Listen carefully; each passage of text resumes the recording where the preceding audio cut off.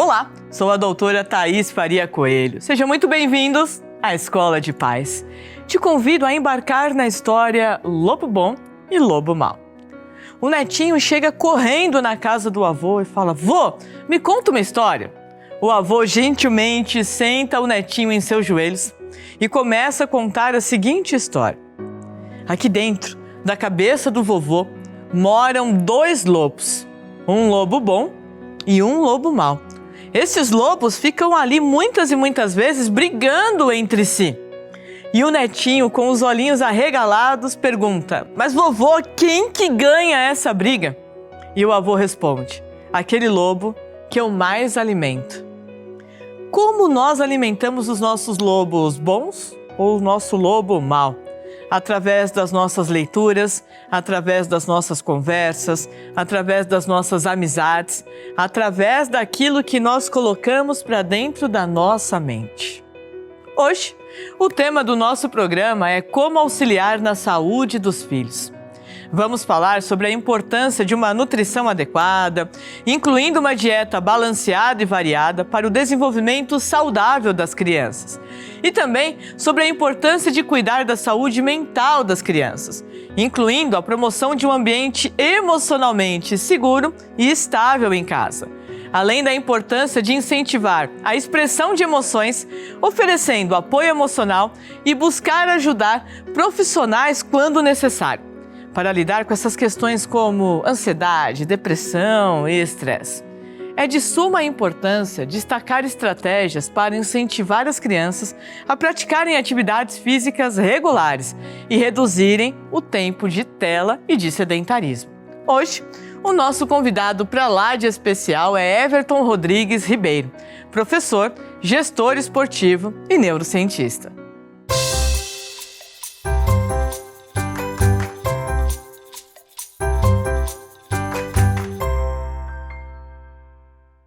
Everton, seja muito bem-vindo aqui nos nossos estúdios. Um prazer gigantesco poder bater esse papo juntinho de você, viu? Mas é sempre uma honra essas trocas, né? Eu agradeço a oportunidade de estar aqui novamente. Eu espero que o bate-papo de hoje possa servir de orientação para as pessoas que estão nos assistindo. Com toda certeza. Everton, eu vou começar com algo que são perguntas que a gente recebe muito ali. Certo. A importância da alimentação, para o bom funcionamento tanto do cérebro das nossas crianças como para o resto do corpo todo. Exatamente, né? Tudo é muito importante no desenvolvimento das crianças, né, Thaís? E a alimentação é um componente muito importante nesse sentido. A gente costuma dizer que para uma vida saudável e plena, a gente precisa se alimentar, a gente precisa se movimentar e a gente precisa dormir. Exato. E a alimentação não é apenas uma troca de energia, né? Colocar energia do corpo para gastar. O componente emocional ele é muito importante, muito presente nesses momentos. Sim. Então, as refeições com a família, o contexto, a importância de diversificar essa alimentação acaba sendo crucial para o desenvolvimento pleno das crianças. A refeição é um momento, assim, de leveza. Exato. Né? Então, o quanto mais você conseguir deixar lúdico esse momento, um momento agradável, acolhedor, de conversas mesmo. Exato. Se a gente buscar lá atrás, na origem dos nossos bisavós, dos nossos avós, era um momento muito esperado do dia. Exatamente. Né? Onde não tinham interferências externas, né? E era um momento de olho no olho, de realmente como que foi seu dia, o que aconteceu, dessa troca onde os pais acabavam por conhecer cada vez mais o que estava acontecendo na vida dos filhos. Isso é muito importante, Thaís. A gente sabe que no dia a dia, né, os pais e as mães trabalhando muitas vezes não têm um tempo adequado para essa alimentação. Sim. Mas é importante buscar pelo menos uma refeição ao longo do dia, que a família esteja presente, mas não só fisicamente, né? Deixar os celulares de lado e curtir aquele momento, porque com certeza esses momentos eles são marcantes na vida das crianças. Se eles forem felizes e alegres, a tendência é que eles esperem isso para passar esse momento com a família, né? Alimentos ricos em triptofano, Sim. Né, que é tão importante para o bom funcionamento do nosso cérebro. Castanhas, de modo em geral, dão aquela turbinada também no cérebro, né? Sim, e assim, Thaís, nós como neurocientistas, né, a gente sabe bem que a diversidade é fundamental. Exato. A nossa flora intestinal, né, o nosso intestino também é conhecido como o nosso segundo cérebro. Exato. Então, a gente tem uma quantidade bem considerável de neurônios no nosso intestino também. É por isso que quando às vezes dificulta, né, a ida ao banheiro, a gente muitas vezes se sente irritado por conta disso, né? Por conta da quantidade de neurônios que tem no nosso intestino. E olha só que interessante, Thaís. Da mesma forma que a gente solicita, né, diferentes atividades para você ativar o cérebro de diferentes formas, diversificando atividades. Sim. Quando você vai fazer um treino físico, você coloca diferentes exercícios para movimentar toda a musculatura. Sim. E no nosso intestino acontece a mesma função. Quanto maior for a diversidade de alimentos, melhor será para o desenvolvimento dessa criança. E olha que interessante, Thaís. A gente está aqui conversando, batendo um papo, né, na TV. E se eu tivesse me alimentado de forma inadequada, provavelmente o meu estômago estaria muito frio agora. Sim. Eu poderia estar passando mal e o meu nível de concentração seria diferente. Então, a alimentação saudável e adequada ela é fundamental para que a criança possa se desenvolver de uma forma plena e também prestar atenção e focar naquilo que realmente é importante. Até mesmo nos padrões de mastigação. Né? Essa musculatura que é utilizada ao mastigar é a mesma que vai ajudar no processo de fala. Então, crianças com atraso de fala, com qualquer tipo de dificuldade, intensificar essa questão de morder uma maçã, mastigar ali para valer. Né? Exatamente. Quando você fala desses alimentos, Thaís, o cheirinho do feijão da minha avó. Então, olha quantas memórias emotivas ali, né? O bolo que a minha esposa faz para mim, que é uma delícia. Enfim, então tudo isso tem um contexto muito maior do que simplesmente se alimentar. Perfeito. Então, quanto melhor for contextualizado esse ambiente, isso vai favorecer que as crianças entendam esses momentos, né? Sim. De uma forma tranquila, de uma forma leve e que faça isso durante a vida de uma forma bem mais equilibrada. E aí, puxando um gancho também, Everton, a importância de manter a carteirinha de vacinação em dia. Fundamental. Né? É fundamental frente a esses surtos, por exemplo, de dengue. Exatamente. O coronavírus, né? Então, assim, quanto mais preparado o corpo tá, melhor para enfrentar essas doenças que infelizmente podem surgir. Sim, né? E se a gente tem esses recursos, né, de estar prevenindo algumas doenças que podem sim interferir, né, no desenvolvimento cognitivo, Sim. no desenvolvimento motor das crianças, é até uma questão de responsabilidade e saúde pública, né? Claro, por exemplo, uma meningite, Sim. né? O quanto que neurologicamente ela pode afetar. Exatamente. Né? Então, é melhor prevenir do que remediar, como já diz o ditado. Exatamente. Então fica a dica aí, pais, deixem as carteirinhas de vacinação em dia. Exato. Everton, eu gosto muito de falar em ambientes seguros emocionalmente. Lógico que fisicamente também, né? Mas emocionalmente. Um ambiente onde aquela criança, aquele pré-adolescente se sinta acolhido. Sim. Dentro de casa.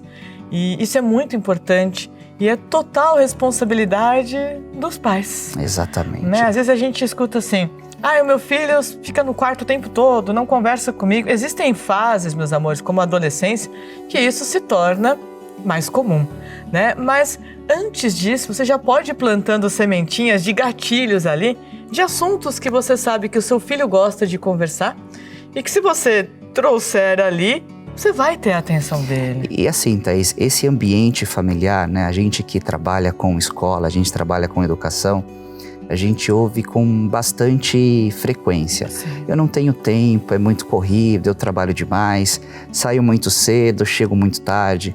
Mas o importante muitas vezes não é a quantidade de tempo que se passa, mas a qualidade. Então, muitas vezes a gente, eu tenho 2 filhos, né, João Pedro e Beatriz, quando eu estou com João Pedro, nem que seja por 5 minutos, é o meu momento com ele. Então, para criar esse ambiente de segurança dentro de casa, a criança precisa se sentir bem, confortável e querer estar em casa. E passa tão rápido, meus amores. Passa tão rápido, que às vezes a gente está mexendo no celular, o filho está falando, a gente não está prestando atenção no que o filho está falando. A hora que você olha, ele já não está mais ali, ele já foi fazer outra coisa, porque ele percebeu que você não estava dando atenção. Para ali, não é a quantidade, não é ficar a noite inteira, a tarde inteira, o dia inteiro. Porque existem mães que não trabalham, ficam o dia inteiro com o filho e o filho não leva uma lição de casa para a escola. Exatamente. E existem mães que trabalham o dia inteiro e que a mãe chega do trabalho, vai lá, checa o que tem de lição de casa. Então não é a quantidade, é a qualidade de tempo. E essa qualidade tem que ser feita assim, todos os dias um pouquinho. Exato, é um conta-gotas, né, Thaís? E eu também acho importante citar, cada criança tem um perfil, né, tem a sua individualidade biológica. Então tem crianças que gostam do abraço, então abrace seu filho. Tem crianças que só em ouvir um eu te amo, estou feliz por estar aqui.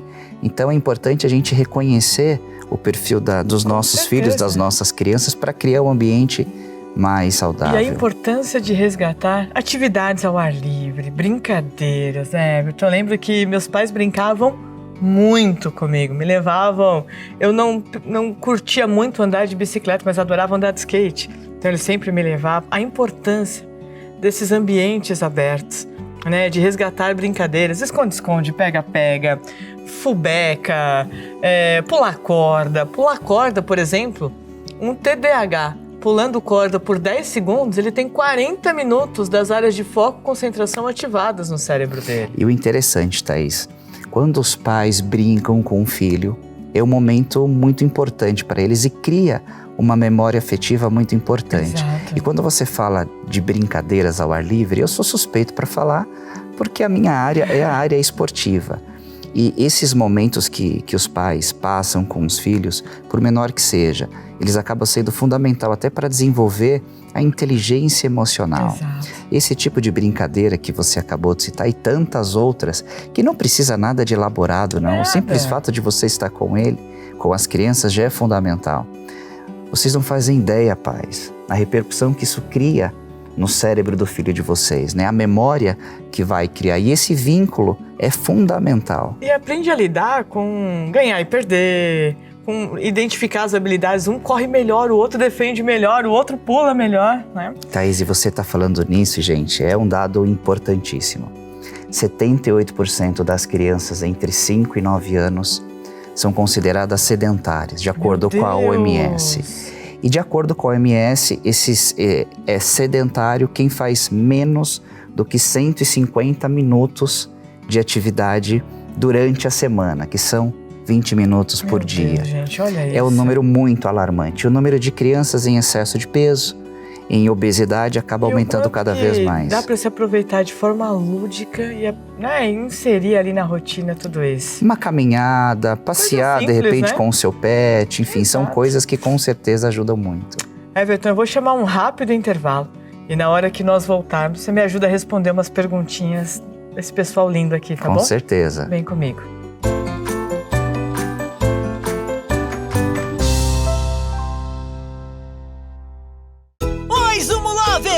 É sempre um prazer ter vocês com a gente. Tanta emoção que haja coração. Temos muito orgulho de sermos o único canal infantil com uma faixa super especial com desenhos inclusivos. Dedicamos 90% da nossa grade de programação para conteúdos brasileiros e de produtores independentes, procurando sempre investir e valorizar a produção nacional.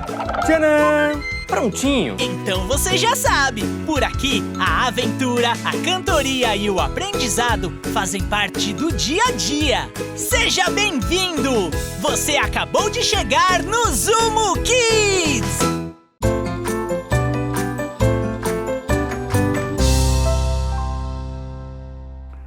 Olá, sou o professor Juca Faria e hoje na Mensagem do Educador iremos falar sobre uma lenda inca.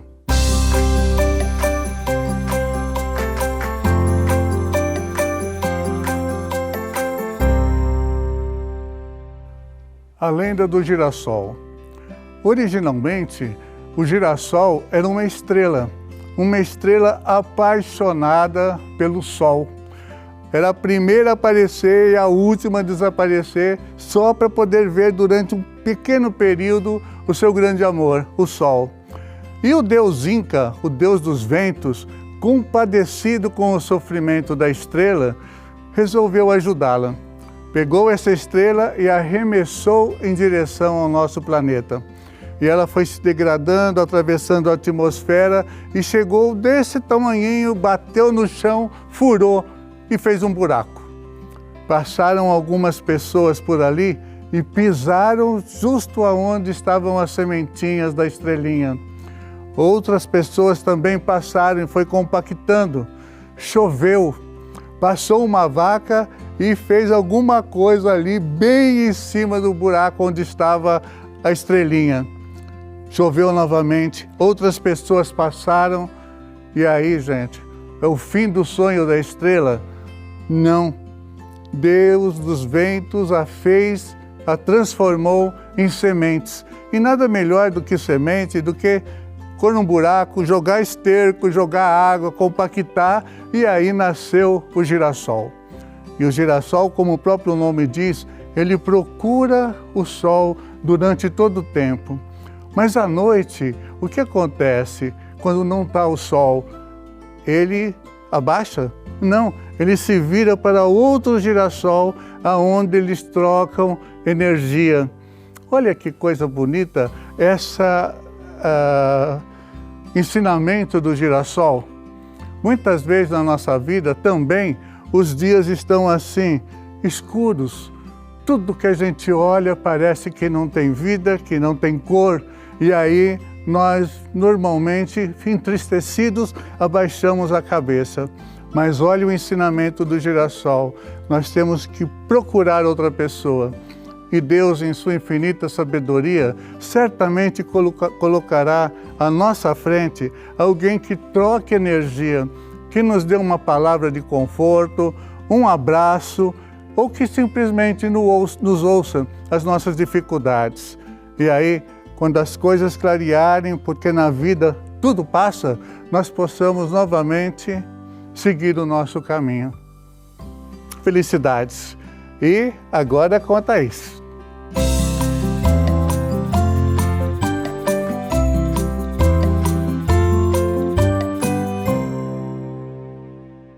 Essa é uma das minhas histórias preferidas. Eu tenho várias histórias preferidas que meu pai conta, mas essa realmente causa uma reflexão muito importante. Parabéns, pai. Everton, bora. Tem umas perguntas sensacionais aqui, hein? Vamos escolher algumas aqui. Lá, do Luigi Paulo Pérez, de Goiânia, Goiás. Tenho um filho de 4 anos e ele entrou na fase de não querer tomar banho. Tenho que ficar insistindo e arrumando uma forma de mostrar que o banho é bom e necessário. Você tem alguma dica que eu possa fazer para vencer essa fase? Como eu poderia usar a neurociência? Quero parabenizar essa iniciativa desse canal. Meu filho adora e assiste todos os dias o Freely. Olha legal. só, é muito legal mesmo. Olha, o tomar banho, realmente existem determinadas fases que a criança passa que viram um terror, né? Algumas passam tranquilamente, mas algumas crianças ali sempre trazer o lúdico para o banho. Então, por exemplo, um livro de banho daqueles de plástico, né? Ou na hora do banho, algum brinquedinho que ele possa molhar, que ele possa interagir, contar uma história.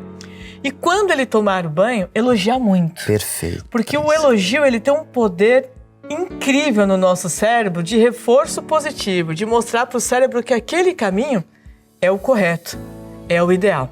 E eu completo, Thaís, o pré-banho.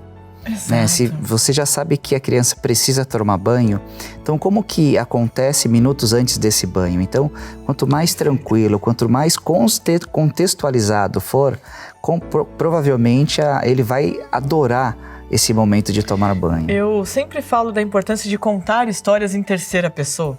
Então, quando vocês estiverem jantando, ou quando você estiver no carro ali com a família, que você perceba que o ouvidinho dele está ligado. Conta uma história em terceira pessoa. Nossa, hoje o filho da moça que trabalha comigo, ela estava falando que ele adora tomar banho, que ele sai todo perfumado do banheiro. Nossa, que elogia essas ações, porque a anteninha vai estar ligada ali e ele vai começar a reproduzir essas situações. E nessa idade de 4 anos, com certeza ele presta atenção em tudo. Com certeza. Vamos lá. Uma pergunta da Daniela Antunes Minori de Castro, de São Gonçalo, Rio de Janeiro. Opa! Dicas para ajudar na rigidez cognitiva. Olha só, Dani, nós vamos ter um programa mais pra frente que a gente vai falar muito sobre essa questão de rigidez cognitiva com o Dr. Benê. Vai ser sensacional. Mas vou te dar algumas dicas aqui. Quando a gente fala de rigidez cognitiva, eu tenho que começar com pequenas mudanças. Porque se eu começar a querer mudar tudo de uma vez, Não vai funcionar. o cérebro vai puxar e vai travar. Então é muito importante mudar pequenas alterações na rotina, pequenas alterações ali. Deixa eu sentar aqui hoje nessa cadeira e vai trabalhando nessa questão. E quando ele ceder, né, o seu filho ceder, elogia muito. Tem um jogo chamado O que você faria? Ele é muito legal. É verdade. Porque ele cria situações onde o Everton pode ter um posicionamento, eu posso ter um. Isso já mostra para o cérebro que para uma situação existem diferentes possibilidades, né, É verdade. Everton? E é interessante porque quando a criança tem um comportamento, né, e a resposta, a consequência desse comportamento é positiva, ela tende a repetir isso. Perfeito. Então, com o tempo, isso vai se fortalecendo, vira um hábito, vira algo Perfeito. automático. E aí, para mudar, fica mais complicado. Então, essas pequenas mudanças, esses mini hábitos, essas pequenas alternativas acabam sendo muito efetivas, mas tem que ser feita de forma sempre tranquila, leve, num contexto para que a criança aproveite isso da melhor sem forma. sinalizar. Vamos ver como que você vai reagir a essa mudança. Exatamente, não ó, precisa. Zíper na boca, muda ali e vai deixando com que o cérebro identifique. Opa, essa caneca estava aqui, agora está aqui. Isso. Né? Isso vai fazendo com que ele próprio se reorganize. É uma influência positiva a conta-gotas. Exato. Vamos lá. Josiane dos Santos Botelho França, de Registro, São Paulo. Minha filha tem 6 anos e dá muito trabalho na hora de comer. Fala que dói o braço, a perna e chora muito. Como fazer para ela parar com essas birras? Josiane, uma dica que eu te dou é tornar esse momento da refeição algo muito lúdico, com histórias, com músicas. E mais do que isso, o antes da refeição, chama ela para ajudar a preparar algum alimento. Perfeito. Nossa, não acredito, olha como você pôs bonitinho os pepinos aqui nesse potinho. Joga o sal pra mamãe. Na hora que senta para comer, elogia, fala, nossa, olha quem me ajudou hoje a preparar o jantar. Isso tudo vai preparando o cérebro para aquela situação. Até né? mesmo em arrumar a mesa, enfim, de alguma forma. E o que é interessante? Provavelmente, né, Thaís, aconteceu alguma situação específica, pontual. Que o cérebro associou ali com alguma coisinha. E tudo isso interfere bastante. Total. Então, a tendência é que, né, a dica que a gente oferece, torna esse ambiente tranquilo, agradável. Se você está percebendo que ela já vai impedir, se não vai querer, já vai por outro lado, foge do contexto, isso tem que acontecer de uma forma muito sutil. Exato. Quando a gente fala de contexto, é criar um ambiente favorável para que o que você precisa fazer se torne da melhor forma. Ela vai estudar, então você precisa criar um ambiente, momentos antes Cria até para que isso mesmo estude. um prato decorado ali, né? Exatamente. Desenha o céu com arroz, põe os feijões ali Os embaixo. personagens que ela gosta, Exato. talvez uma caneca, um copo diferente, né? Os alimentos que ela mais aprecia. Tudo isso vai fazendo a diferença. Bora lá. Da Beatriz, de São Paulo, São Paulo. Minha filha tem 2 anos e está tendo seletividade alimentar. Só quer comer besteira e não comida, como arroz, feijão. O que fazer? Bia, quando a gente fala de seletividade alimentar, nós temos que sempre observar qual é o tipo de alimento que ela come. Por exemplo, uma batata. Ela come batata frita. Então, num primeiro momento, pegue outros tipos de batata. Exato. Para que ela perceba que aquela mudança aconteceu, mas ainda é batata. Exatamente. E comece a alterar esses alimentos aos poucos. Vou te dar um exemplo de um paciente que eu atendi, que ele amava o Sonic. O que a gente fez? Descobriu lá o que o Sonic gostava Sim. de comer. Essa é a comida do Sonic. E pronto, o paciente passou a comer a comida do Sonic. Então identifica quais são os principais personagens que ela está gostando nessa fase que ela está. E traz a comida desses personagens, né? Traz a interação ali e vai aos poucos realizando essa substituição. Quando acontecer a substituição, elogia muito, muito, tá? E até mesmo as cores, né? Os alimentos que têm cores semelhantes, Exato. mas que são diferentes. Então, ela gosta muito de batata frita, procure um alimento com uma cor semelhante, mas que seja diferente, que a gente sempre diz, né, Thaís? Para lidar com criança, a gente precisa contextualizar, contar histórias, saber o que realmente elas gostam. E essa alternativa dos personagens, ela funciona muito. demais. A última perguntinha, Everton. Aline de Siqueira Souza, meu guizo, de Peruíbe, São Paulo. Ela mora num lugar bonito, hein? Nossa. Olha só. Quando retornei ao trabalho em fevereiro, minha filha, que na época estava com 1 ano e 7 meses, passou a não aceitar almoçar na casa da minha mãe, onde ela fica enquanto eu trabalho. Ela completará 2 aninhos no início de julho e continua negando comida. Quando estou no horário do almoço, ela come apenas alguns alimentos, mas muito restrita. Oferecemos mesmo assim, todos os dias a comida, mas ela chora bastante. Já chorei, me sinto muito mal por ter que trabalhar. O que posso fazer para que ela volte a almoçar? Minha linda, primeira coisa, não se culpa. Exatamente. Tira essa culpa do seu coração, porque hoje em dia, as mulheres, muitas delas foram para o mercado de trabalho. E como nós falamos nesse programa, não é a quantidade de tempo que você vai estar com a sua filha, é a qualidade de tempo. Então, no momento em que você chega do trabalho, você pode tornar esse tempo com muita qualidade para ela, de conversa, de interação, de brincadeira. Sim. Então, primeira coisa, tira essa culpa do seu coração. Isso são fases. Tem criança que é o banho, tem criança que é a comida, tem criança que não quer recolher os brinquedos do chão. Normal. São fases, cada um vai se atentar a um detalhe. Procura trazer histórias, né, na hora da alimentação. Pedir para ela ajudar a preparar os alimentos ali. São alternativas, né, Everton? Thaís, por trás de um comportamento, sempre tem um pensamento e tem uma situação. Sim. Então, quando você leu a pergunta, a primeira coisa que me veio na cabeça, será que ela está com fome? O que ela comeu antes do horário do almoço? Também. Qual foi o tempo do último alimento que ela comeu? Porque a gente sabe que casa de vó, né, a permissividade é muito grande. Sim. Então, às vezes, pode ser um horário inadequado, Sim. né, do almoço. É claro que a gente tem que adequar as refeições à nossa rotina, mas às vezes isso pode interferir. E trazer um lúdico ali, né? Não é, por exemplo, sentar, vamos ver se você vai comer hoje. Pronto, o cérebro já ele já se arma, né? E já trava. Então, é deixar muito leve, muito tranquilo. Isso. Everton, eu amei bater esse papo com você. Olha, você contribuiu e abrilhantou muito aqui para o nosso programa. Thaís, obrigada de coração. Imagina, eu que agradeço o convite. O clima aqui é muito agradável, a gente é muito bem tratado por todos aqui. E muito obrigado pelo convite e espero que a gente possa ter passado algumas informações importantes para o nosso público. Vou pedir para você deixar seus contatos para o Claro. pessoal, por favor. Gente, quem quiser me acompanhar nas redes sociais, eu trabalho com esporte, trabalho com a doutora Thaís na faculdade. Meu Instagram é @evertonribeiro.esporte. Eu sempre posto algumas dicas lá, então se vocês quiserem me acompanhar, por favor, né? Muito bem, obrigada, viu, Everton? Imagina. E você, vem comigo pro nosso mural de recados.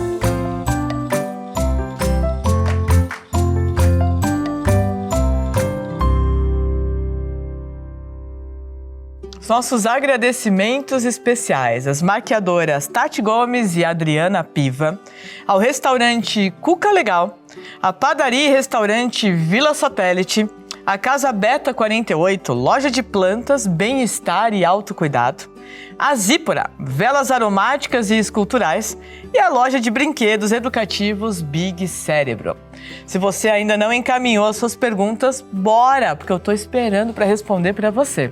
Te espero nas minhas redes sociais no @ThaísNeurociência. Um grande beijo no seu coração.